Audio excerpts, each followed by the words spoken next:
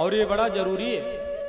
जब समय मिले तो हमारे जो बच्चे होते हैं ना, उनको भी हमें प्रेरित करना चाहिए भगवत सत्संग करने के लिए, क्योंकि सत्संग की बहुत बड़ी विशेषता है। सत्संग के बिना हम केवल पेट भरने वाली शिक्षा तो सीख लेते हैं, MBBS हो गए, IAS हो गए, UDT हो गए, LDT हो गए, पटवारी हो गए, पेट भरने की शिक्षा हमने सीख ली, लेकिन क्या ईमान और क्या बेईमान, इसकी शिक्षा नहीं मिलती है उसमें। आजकल की जो कॉमर्शियल शिक्षा है उसमें सिर्फ पैसे को एकत्रित करना सिखाया जाता है, बाकी माँ के साथ में कैसा व्यवहार, पिता के साथ में कैसा व्यवहार, इन सब बातों को नहीं बताया जाता है। ये व्यवहार कहाँ से हम सीखेंगे? तो हमारे यहाँ रामचरितमानस है, श्रीमद् भागवत गीता का सत्संग है, श्रीमद् भागवत महापुराण है। इनको सुनने से स्वाभाविक रूप से हमारा विवेक जगेगा, क्योंकि विनु सत्संग विवेक न होई, और राम कृपा बिनु सुलभ न सोए। बिनु सत्संग विवेक न होई, राम कृपा बिनु सुलभ न सोए। बिनु सत्संग विवेक न होई, राम कृपा बिनु सुलभ न सोए। बिनु सत्संग विवेक न होई, राम कृपा बिनु सुलभ न सोई।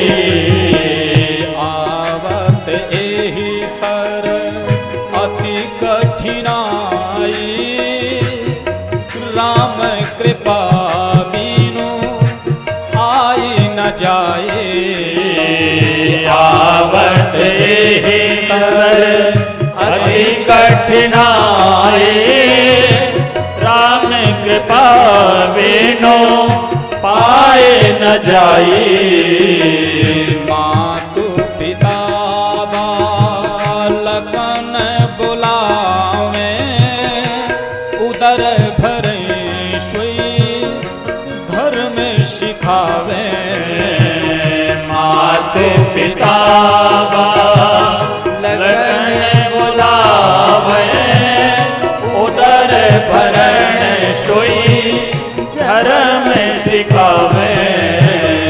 बिनु सत्संग विवेक न होई, बिनु सत्संग विवेक न होई, राम कृपा बिनु सुलभ न सोए। बिनु सत्संग विवेक न होए, राम कृपा बिनु सुलभ न सोई।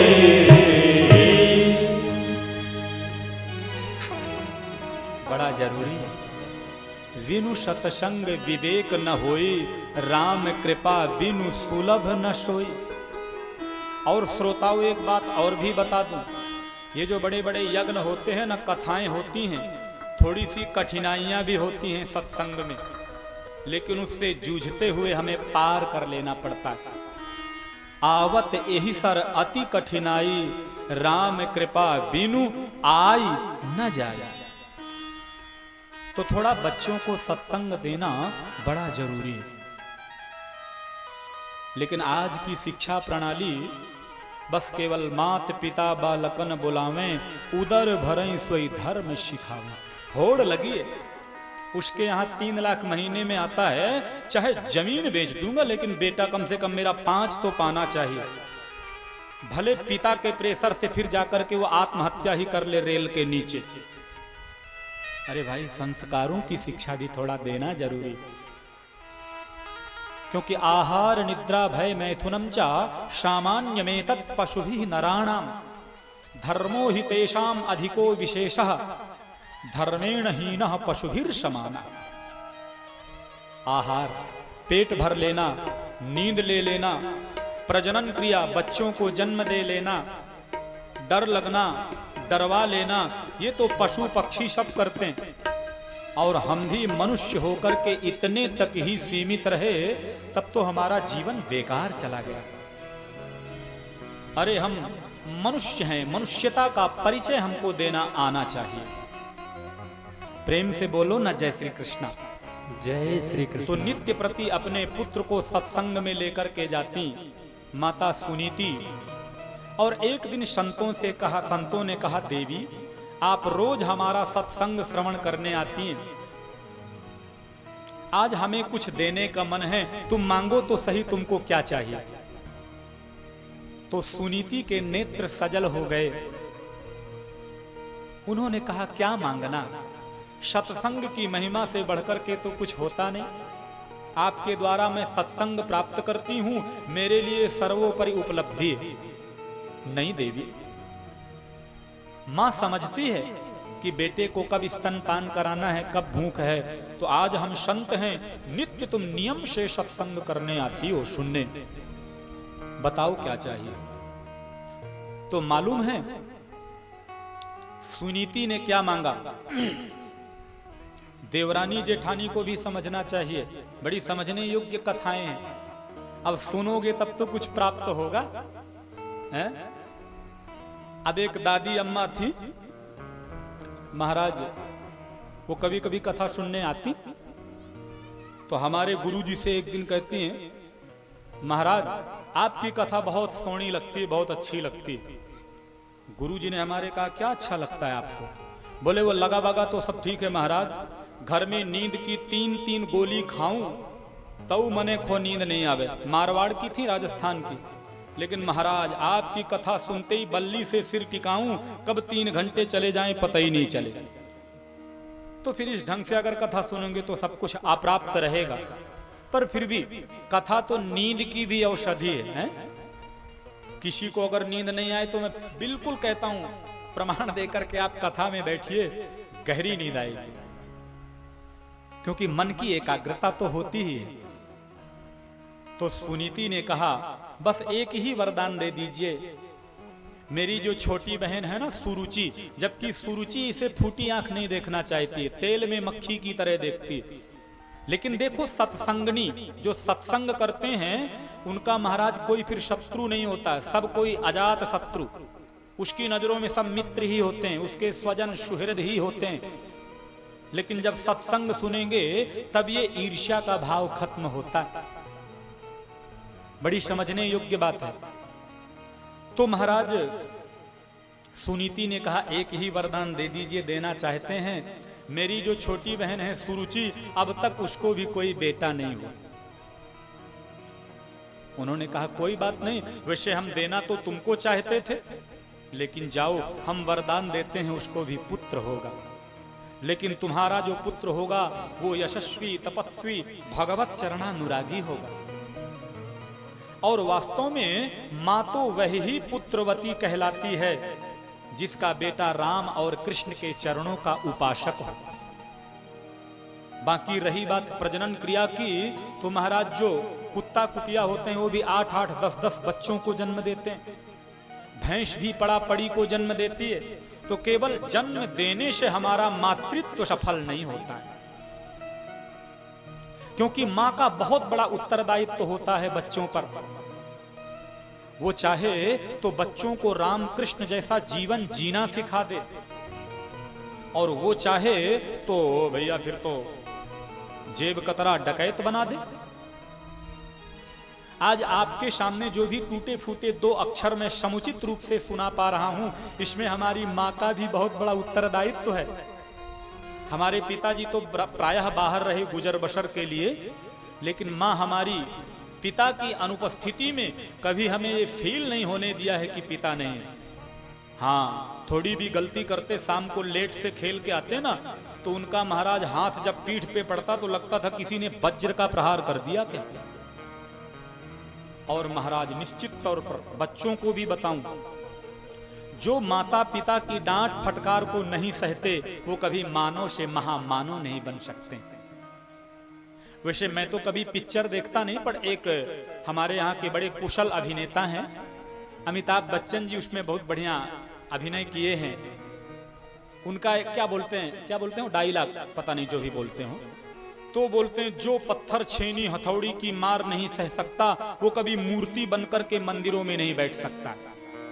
इसी प्रकार से जो बच्चे माता पिता की डांट फटकार को सहन नहीं कर सकते वो कभी मानव से महामानव नहीं बन सकते।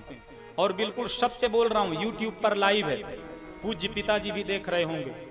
आज भी पिताजी सुबह से शाम तक में 10 बार बराबर लाइन अप करते हैं हमको, और हम यही कहते हैं जी आप जो कहते हैं बिल्कुल सही है।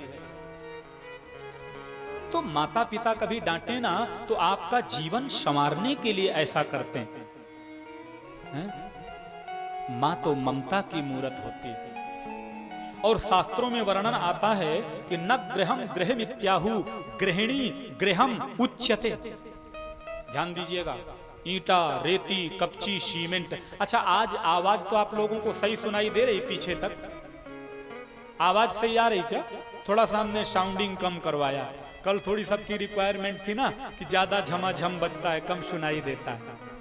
आज आवाज आ रही क्या आप तक? और लोगों की थोड़ी इच्छा ये भी है कि महाराज कथा ज्यादा है ना, भजन थोड़े कम। और वैसे तो देखा जाए तो हम भजन बहुत ही कम करते हैं, बहुत कम करते हैं।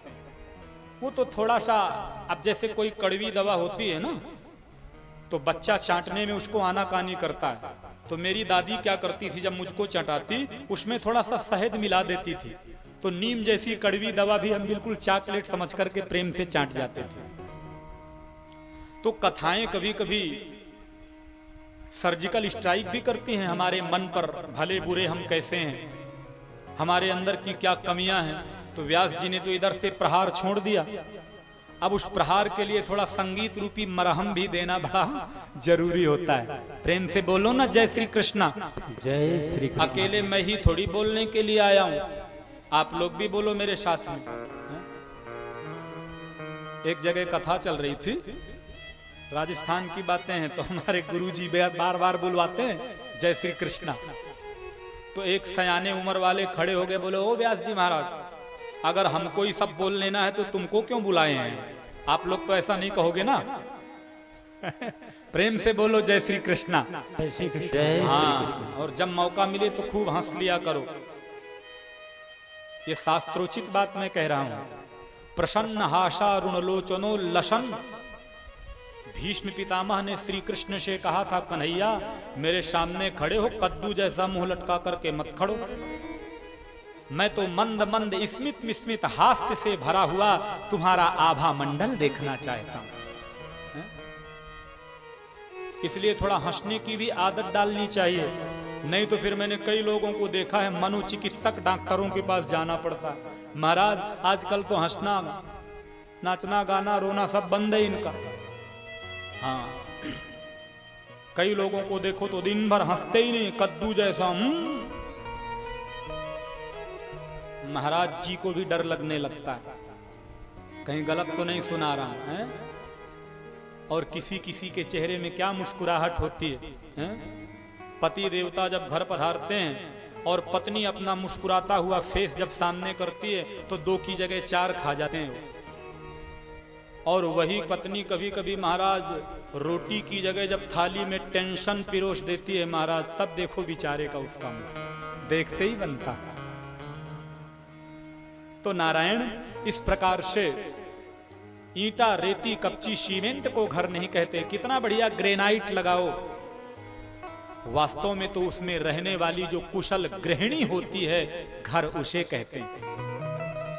इसलिए हर माता का उत्तरदायित्व है कि सास भी कभी बहू थी इस सीरियल को कम देखो, मोबाइल पर फेसबुक यूट्यूब पर दिन भर व्यस्त मत रहो, थोड़ा बच्चों को संस्कार भी दो।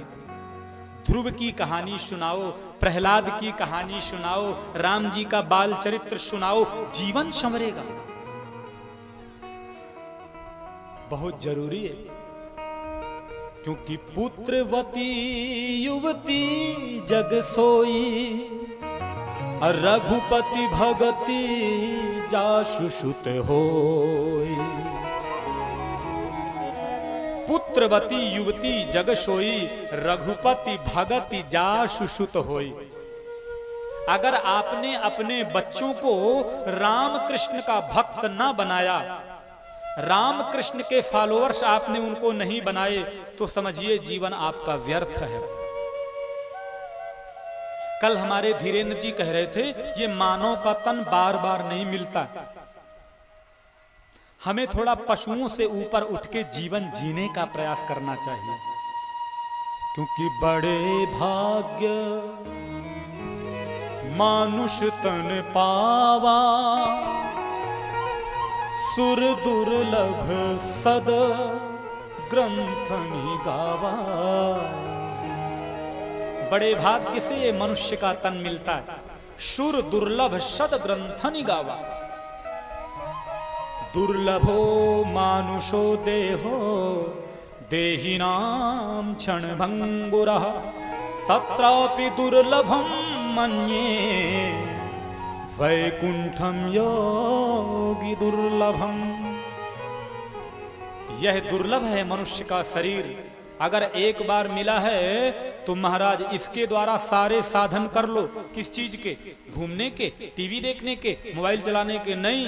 बोले साधन धाम मोक्ष कर द्वारा, अपाय न जेहि पर लोक सुधारा।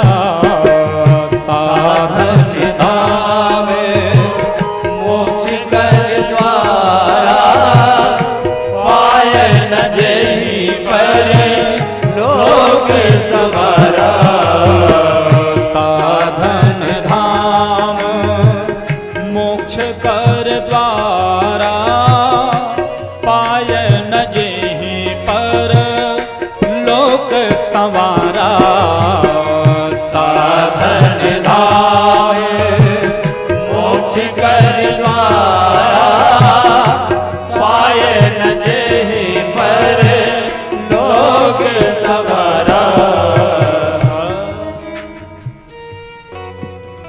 साधन धाम मोक्ष कर द्वारा, पाय न जेहि पर लोक संवारा। इतनी सरल चौपाइयां हैं। और सच बताऊं ना, मेरी भागवत तो जब तक तुलसीदास जी की चौपाइयां उसमें सम्मिलित नहीं करूं ना, तो मेरा मन ही नहीं भरता। क्योंकि आपने देखा होगा कृष्ण जी को सबसे प्रिय क्या है? बोले तुलसी।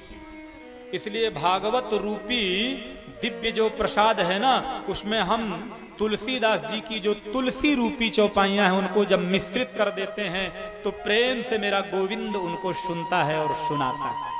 प्रेम से बोलो ना जय श्री कृष्णा। जय श्री कृष्ण।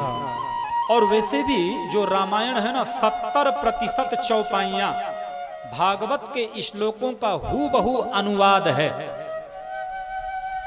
लेकिन सुना जाए, समझा जाए तब की बात है। तो महाराज इस प्रकार से जो सुरुचि को पुत्र हुआ उसका नाम उत्तम रखा गया। एक दिन ध्रुव के मन में बड़ी इच्छा हुई। कुछ मित्र दोस्तों ने कह दिया खेलते खेलते, आज तक तूने अपने पिता का नाम और गांव नहीं बताया। ध्रुव जी जाकर के माता से अपने पूछते हैं, माँ आज मैं जानना चाहता हूं, आज तक मैंने कभी पूछा नहीं, कोई तो मेरा जन्मदाता पिता होगा। 2-4 बार बरगलाया, समझाया, लेकिन महाराज 2 हठ ऐसे होते हैं, एक बाल हठ, दूसरा भी बताऊंगा नहीं, 4 तारीख को बताऊंगा। 2 हठ बड़े विचित्र होते हैं, वो पूरा करना पड़ता है। हाँ, बाल हठ और दूसरा समझने वाले समझें अपने हिसाब से। हम काय को बोले भैया बढ़िया फर्स्ट क्लास माल पानी सब मिल रहा है, काय को अपने को क्या टेंशन है। प्रेम से बोलो जय श्री कृष्णा। जय श्री कृष्ण। बहुत जरूरी होता है। लिखा है कि कलयुग केवल नाम आधारा। रोज आप बोलते होंगे मुझे नहीं मालूम, पर मैं जितना बोलवाता हूं बोलो ना प्रेम से, बड़ा मीठा नाम है। यत् जिह्वाग्रे वर्तते नाम तुभ्यम। जिह्वा के अग्रभाग में नाम को विराजित कर लेना चाहिए, सारे काम अपने आप बन जाएंगे। लिखा है कि पाताल भूतलभ्यो मचारिण छद्मचारिण न द्रष्टुमपि सक्तास्ते रक्षितम राम नाम भी। एक बार आप भगवान का नाम ले लो तो पाताल में, आकाश में, रोड में, चौराहे में, हर जगह वो तुम्हें अभय कर देगा, वो निडर बना देगा तुम्हें। ये बड़ा जरूरी है। जब नहीं मानी तो ध्रुव ने कहा कि ये सामने जो बंगला दिख रहा है ना, राजमहल, यही तेरे पिता का है। ध्रुव जी जाने के लिए उद्यत होते हैं, दो दरमान लाठी लगा करके खड़े हो जाते हैं। कहां जा रहे हो? ध्रुव बोले अपने पिता के यहां जा रहा हूं। महाराज उत्तम उच्च सिंहासनारूढ़ होकर के बैठे थे, उत्तानपाद। उनको सूचना दी गई कि कोई ध्रुव नाम का एक नन्हा सा बालक है, केवल 5 वर्ष का है, और वो कहता आप उनके पिता हैं। महाराज उत्तानपाद का हृदय पसीज गया, बोले उसे आने दो ना। और जैसे ही ध्रुव गया, जन्म से अभी तक तो देखा नहीं था, क्योंकि पिता को पुत्र के प्रति अगाध प्रेम होता है। भले पुत्र करे या ना करे, पर पिता करेगा। जैसे ही ध्रुव जी का आना हुआ तो महाराज उत्तानपाद ने अपनी बाहों को फैला दिया, अंक में भर लेने के लिए उद्यत हुए। ध्रुव जी दौड़े सिंहासन में पिता की गोद में बैठने के लिए। लेकिन इतने में ही जो सौतेली माँ थी सुरुचि डांट लगाती, कहां जा रहा? कौन कहता है कि ये तेरे पिता हैं? अगर बहुत तेरी इच्छा है ना कि तुझे इनकी गोद में बैठना है तो सुन, पहले जाकर के और तपस्या कर, और नारायण जब प्रसन्न हो जाएं तो उनसे कहना कि हे प्रभु, दूसरा जन्म मेरा हो तो ऐसी कृपा करो कि मैं सुरुचि के गर्भ में चला जाऊं। सुखदेव कहते हैं देखो राजर्षि, इस अभागिन को देखो, ये कितना अपमान कर रही है भगवान का भी। कहती है कि पहले भगवान की तपस्या को साधन बना, मेरे गर्भ को साध्य समझ, जब प्रसन्न हो जाए नारायण तो कहना सुरुचि के गर्भ में चला जा। अर्थात अपने गर्भ को साध्य मानती है। साधन और साध्य में अंतर होते हैं, मैं जरा स्पष्ट कर दूं। आपको यहां से मान करके चलिए कि पहाड़ी खेरा जाना है, पास में ही होगा आप लोगों के। अब आपने यहां से बस पकड़ी, बढ़िया लग्जरी फर्स्ट क्लास की, कानपुर नंबर वाली, मैं भी उसी से आया। बढ़िया फर्स्ट क्लास सोने की व्यवस्था उसी में होती है।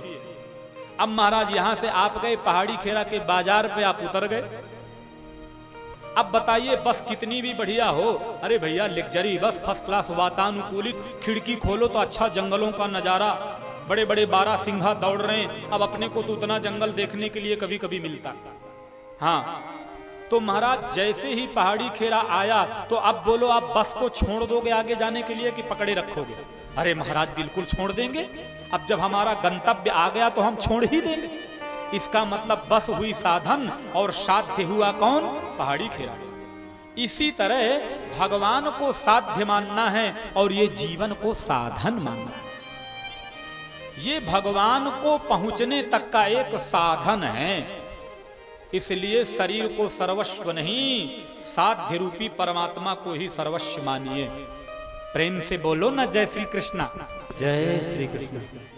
और जाकर के दीवाल की तरह खड़ी हो गई। ध्रुव जी के मन में महान दुख हुआ और जाकर के अपनी माँ से कहते हैं, माँ देख लेना एक दिन सौतेली माता को मैं बता करके रहूंगा। तो माँ ने डांट लगाई कि माँ मंगलम तात परे सुमस्था भूंते जनोजात पर दुख दस्तक सत्यम सुरुच्या भीतम भवान में यदुर्भगाया उदरे गृहीता। मां देख लेना एक दिन मैं इसका अमंगल करके रहूंगा। तो डांट लगाती हैं सुनीति, अरे बेटा मंगल और अमंगल करने वाले हम कौन होते हैं? ये तो परमात्मा के हाथ की चीजें हैं, किसका मंगल होगा और किसका अमंगल होगा। हम कौन होते हैं बेटा? ध्रुव जी रो पड़े। माता ने समझाया कि पहली बात तो तू मुझ अभागिन के गर्भ से जन्म लिया, तुझे तो देवताओं की योनि में जन्म लेना चाहिए, तेरे विचारों को देख करके ऐसा लगता है। और रही बात बेटा, तो किसी का गलत सोचने का अधिकार हमको नहीं है, क्योंकि हानि लाभ जीवन मरण जस अप जस विधि हाथ। हानि लाभ जीवन मरण यश अपयश विधि हाथ, ये विधाता के हाथ की बातें हैं। किसको हानि किसको लाभ, ताहि ना आवे ताहि तहां ले जाए, ये सब परमात्मा के हाथ की बातें हैं। और सुन बेटा, बिल्कुल तुझे डरने की बात नहीं। देख, तू तो एक पिता की गोद में बैठने के लिए तड़प रहा था ना। तेरी सौतेली माता ने तो तुझे परम पिता की गोद में बैठने वाला मार्ग प्रशस्त कर दिया। देख, ये जो पिता हैं आज हैं स्वाभाविक हैं, कल आयु पूरी होगी संसार से जाएंगे। लेकिन यदि तू परम पिता को एक बार पा लिया ना, तो सर्वस्व पा लिया।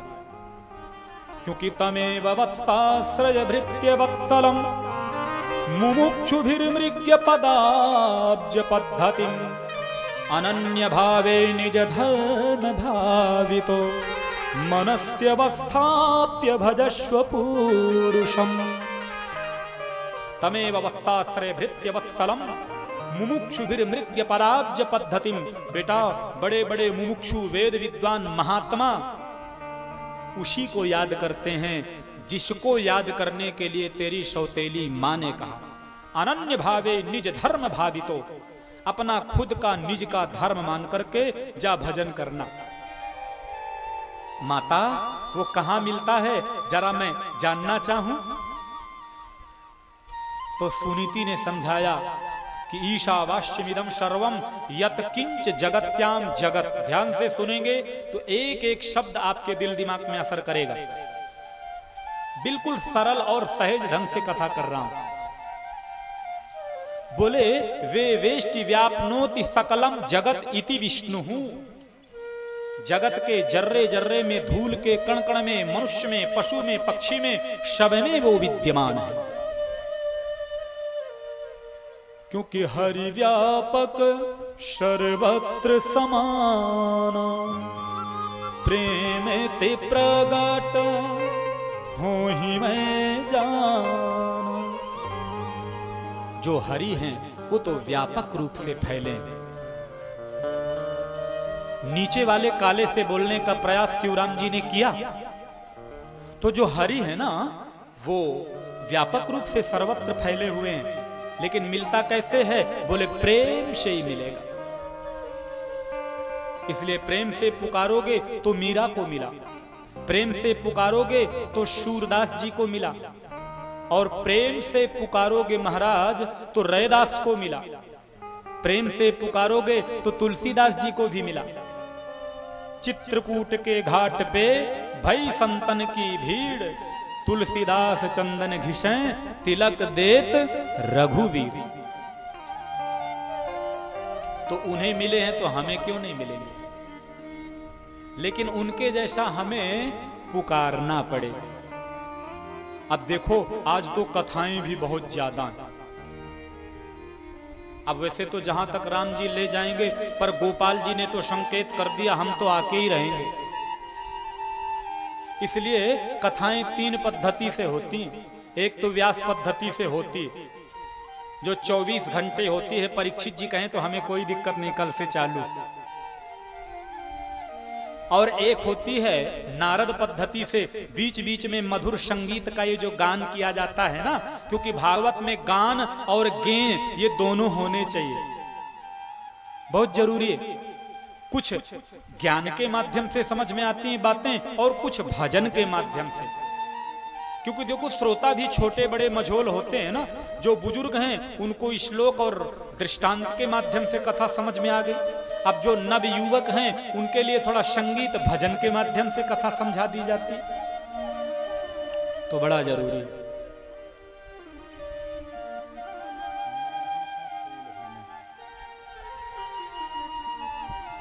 तो नारायण इस प्रकार से ध्रुव जी ने कहा, माता कहां? बोले बेटा वो हर जगह। और ध्रुव जी श्रीदेव मथुरा की ओर चले। नारद जी मिले और नारद जी ने सुंदर उनका मार्गदर्शन किया।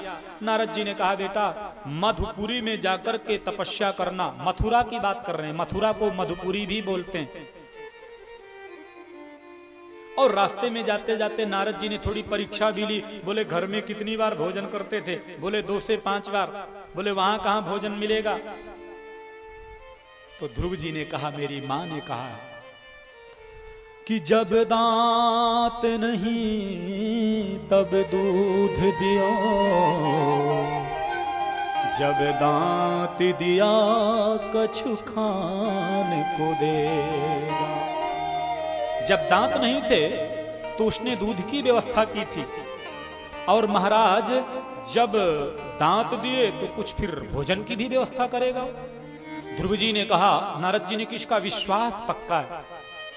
और सीधे जाकर के ध्रुव जी ने बड़ी तपस्या की, और तपस्या करते करते भगवान का नाम गान किया। ओम नमो भगवते वासुदेवाय। आइए 2 मिनट ध्रुव जी के साथ में हम आप भी सम्मिलित हो लें। अरे नन्हा सा फूल हूं मैं, चरणों की धूल हूं मैं, नन्हा सा फूल हूं मैं, चरणों की धूल हूं मैं, नन्हा सा फूल हूं मैं, चरणों की धूल हूं मैं, नन्हा सा फूल हूं मैं, चरणों की धूल हूं मैं। आया हूं मैं तो तेरे द्वार, प्रभु जी मेरे पूजा करो स्वीकार, प्रभु जी मेरे पूजा करो स्वीकार। नन्हा सा फूल हूँ मैं, चरणों की धूल हूँ मैं, नन्हा सा फूल हूँ मैं, चरणों की धूल हूँ मैं। आया हूँ मैं तो तेरे द्वार, प्रभु जी मेरी पूजा करो स्वीकार, प्रभु जी मेरी पूजा करो स्वीकार। हरि बोल। बड़े भाव से ताली की सेवा करते हुए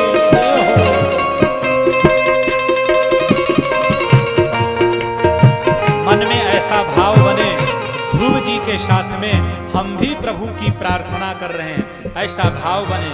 हरि बोल।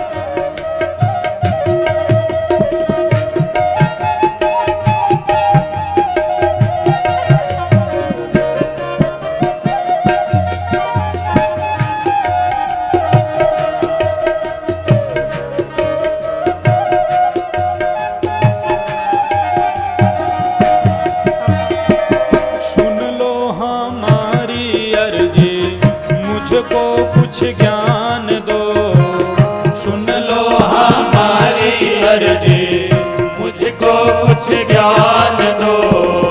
जीवन को जीना सीखूं ऐसा वरदान दो, जीवन को जीना सीखूं ऐसा वरदान दो। सूरज से मान पाऊं, चंदा से शान पाऊं, सूरज शान पाऊं, चंदा से शान पाऊं। इतना साथ दो वरदान, प्रभु जी मेरी पूजा करो स्वीकार, प्रभु जी मेरी पूजा करो स्वीकार। नन्हा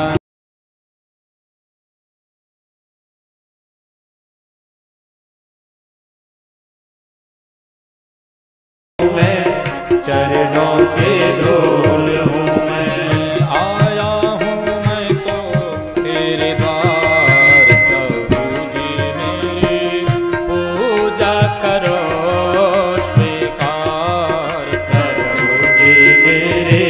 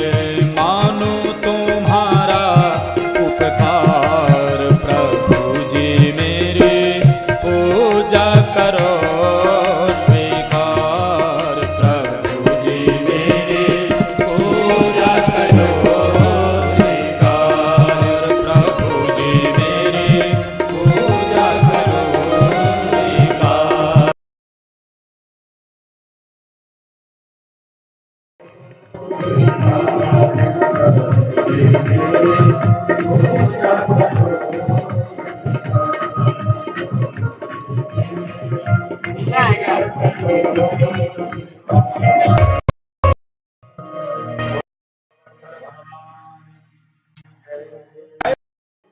दिव्य तप किया महाराज कि पूरा जो आकाश मंडल का था ना, एक पैर से धरती खड़े, कुछ खाते पीते नहीं, 5वें महीने में तो वायु भक्षण करना भी बंद कर दिया। इधर ब्रह्मा आदि देवता नारायण के पास दौड़े दौड़े गए, भगवान कुछ करिए, हम मरने वाले हैं। क्यों? बोले दैवम विदामो भगवान प्राणिलो चराचर्या खिल शक्तिधाम देहि तैव वृजिनाथ विमोक्षम् प्राप्ता वयं त्वां शरणं शरण्यम्। बोले दैवम विदामो भगवान, हमारे प्राण अवरुद्ध हो रहे, कुछ करिए। नारायण कहते बिल्कुल करो। अपना एक नन्हा सा भक्त है ना, वो हमारी भक्ति में इतना ज्यादा लीन है कि अपनी श्वास लेना बंद कर दिया है, तो हो गए। अभी अपन जाते हैं उनको दर्शन देंगे, उसकी चलने लगेगी तो आपकी भी नॉर्मल हो जाएगी। और सीधे गरुड़ारूढ़ होकर के मथुरा जाकर के श्रीमन नारायण खड़े, लेकिन गुरु जी का मन इतना केंद्रित है कि वो आंखें खोलते ही भगवान ने कहा देखो,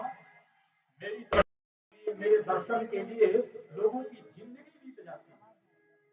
आज मैं इसके सामने खड़ा हूँ, फिर भी इसको देखो, ये भोला भाला को आंखें खोल रहा है। फिर भगवान को लगा कि अच्छा, मेरी एक झांकी इसने अपने हृदय पटल में बंद करके रखा है, उसमें इसका मन केंद्रित है। इसमें इतने में ही प्रभु ने इसके अंदर की जो झांकी थी ना, ध्रुव के बाहर खींची, छटपटाया, जैसे कोई प्यासा व्यक्ति हो, आधी प्यास हुई हो और कोई पानी का जग खींच, और जैसे ही सामने देखा तो चतुर्भुज रूप में श्रीमन नारायण खड़े हैं। बोले श्रीमन नारायण भगवान की जय। और दर्शन होते ही गुरु जी देखते हैं, देवी प्रकाश मैंने कभी देखा नहीं अपने जीवन में। चारों तरफ एकदम प्रकाश फैल गया। उसी समय महाराज सरोवर में कमल पुष्पित हो गए। गुरु जी तो स्तब्ध रहे। इतने में ही भगवान को लगा, अच्छा ये बोलना तो चाहता है, लेकिन इसको बोलना आता नहीं तो बोले क्या।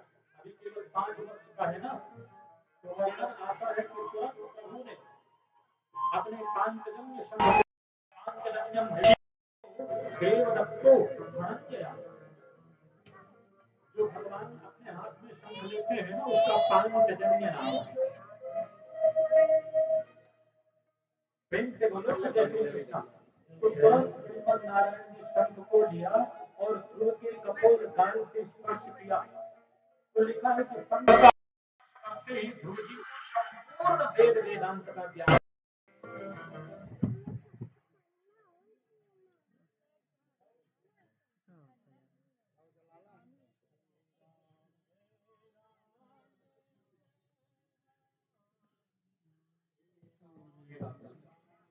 राधे राधे। प्रेम से बोलो जय श्री कृष्ण। बोलो भक्त भगवान